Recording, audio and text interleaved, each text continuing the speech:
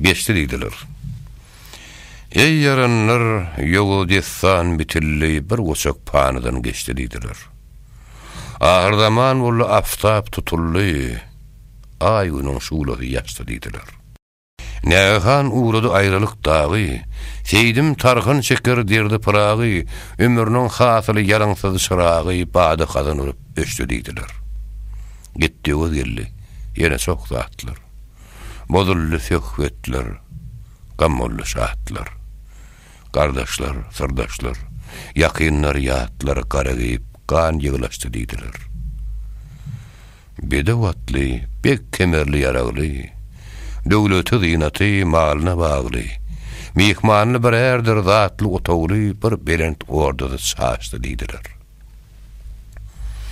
Yekelik hesreti başdan ötermiş, oğursuzluk barça işten betermiş, rüýasy ýigdiň orny ýitermiş, ýugurdy ýok, kerweni göçdi diýdiler.